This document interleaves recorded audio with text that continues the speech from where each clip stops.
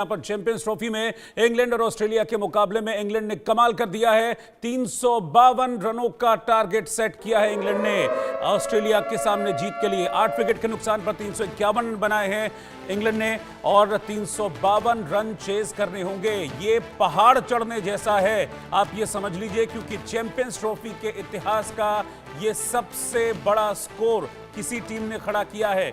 England ने 351 run बनाए हैं और आज अगर इस मैच को जीतना है ऑस्ट्रेलिया को तो इतिहास बदलना होगा, क्योंकि चैंपियंस ट्रॉफी के इतिहास का यह सबसे बड़ा स्कोर है जो आज इंग्लैंड ने पहले बैटिंग करते हुए खड़ा किया है। और इस स्कोर के हीरो बेन डकेट रहे, जो ओपनिंग में उतरे, कंगारू गेंदबाजों की जमकर खबर ली और 165 रनों की ताबड़तोड़ पारी खेली है बेन डकेट ने। इसके अलावा जो रूट ने उनका अच्छा साथ निभाया, 68 रनों की जो रूट ने पारी खेली और इन दोनों की शानदार बल्लेबाजी की बदौलत और फिर कुछ एक छोटे मोटे कंट्रीब्यूशंस रहे जिनके बदौलत ये इंग्लैंड ने एक बड़ा स्कोर खड़ा किया। 351 रन, 351 रन, यानी कि अब ऑस्ट्रेलिया को अगर ये मैच जीतना है तो 7 की औसत से ज्यादा रन बनाने होंगे लाहौर के गद्दाफी स्टेडियम में।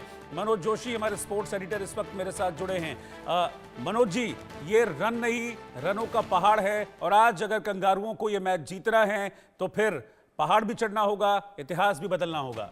जी हाँ, निश्चित तौर पर मैं तो कहूँगा कि इंग्लैंड ने दिखाया कि किस तरह से 2019 में वो चैंपियन बना था और उसी अंदाज में वो ऐसा लगा कि 2019 उसके बाद आज वो कैरी फॉरवर्ड कर रहे हैं उस फॉर्म को, क्योंकि बीच में बहुत उतार चढ़ाव इस टीम ने देखे। बेन डकेट का आपने जिक्र किया, बेन डकेट जो आज वी शेप में जो उन्होंने शॉट लगाए, डाउन द ग्राउंड शॉट लगाए, चौके छक्के उनके देखते ही बनते थे, 17 चौके और गजब का उनका परफॉर्मेंस। और एक बात और मैं कहना चाहूँगा कि यहाँ इंग्लैंड की टीम जब भारत आई थी तो कहते हैं ना, हाथी के दांत खाने के और दिखाने के, और उन्होंने बिल्कुल बड़े शॉट्स पर ध्यान दिया था। स्ट्राइक रोटेशन उनकी सबसे बड़ी आलोचना का केंद्र बनी थी, लेकिन अब उन्होंने इतनी स्ट्राइक रोटेट की कि कई बार तो ऐसा भी हुआ कि एक ओवर में 5 या 6 सिंगल्स लेकर उन्होंने रन गति को आगे बढ़ाया। तो जो रूट को देखें आप, जो रूट ने हाफ सेंचुरी बनाई, एक सेंचुरी पार्टनरशिप की बेन डकेट के साथ, लेकिन जिस तरह से वो खेले, जिस तरह से स्ट्राइक रोटेट की, वो काबिले तारीफ था।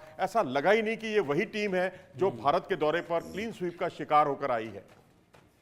और ये मैच जब शुरू हुआ था मनोज जी, तो मतलब आप समझ लीजिए कि दोनों टीमों की स्थिति लगभग एक ही जैसी थी, क्योंकि इंग्लैंड को भारत ने पीटा था तो मनोबल बिल्कुल धरातल पर था और ऑस्ट्रेलिया भी मतलब अपने कई ऐसे खिलाड़ी हैं जो चोट की वजह से, अन्य कई कारणों की वजह से इस सीरीज में नहीं खेल पा रहे हैं, तो लगभग एक ही पायदान पर थी।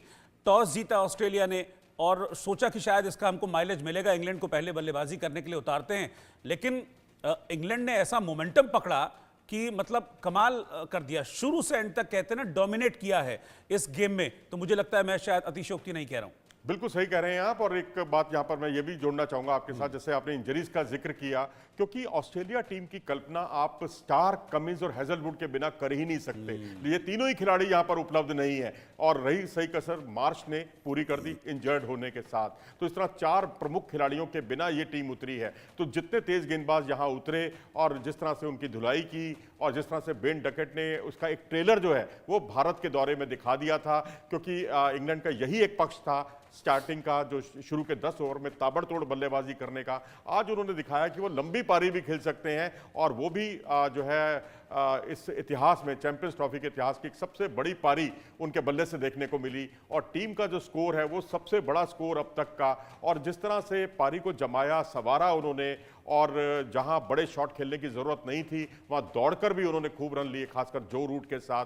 तो ये इंग्लैंड की टीम जो भारत के दौरे पर आई थी उससे बिल्कुल अलग बिहेव करती हुई कम से कम अभी बल्लेबाजी में दिखाई दी है, क्योंकि वहां सिर्फ बड़े शॉट्स पर ध्यान दिया जा रहा था। यहां बड़े शॉट्स के साथ साथ सिंगल स्ट्राइक रोटेशन पर बहुत ज्यादा जोर दिया गया। तो ये किसी भी चैंपियन टीम की निशानी होती है। तो उसने आज टेलर दिखाया है अपना एक तरह से जो चैंपियंस ट्रॉफी के लिए वो प्रबल दावेदार हैं।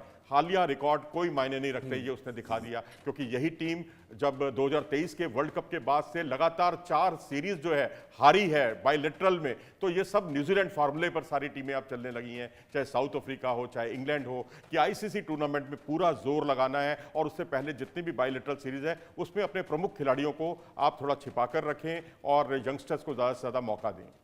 बिल्कुल। और इस मैच में अगर जो इंग्लैंड की पारी है, मैं जो रूट का जिक्र ना करूं तो शायद ये अधूरा रह जाएगा। कंट्रीब्यूशन अगर आप डकेट के सामने कंपेयर करेंगे तो छोटा होगा, लेकिन इंग्लैंड जो इस रनों के पहाड़ पर बैठा है उस लिहाज से देखें, एक साझेदारी के लिहाज से देखें तो बहुत इंपॉर्टेंट कंट्रीब्यूशन।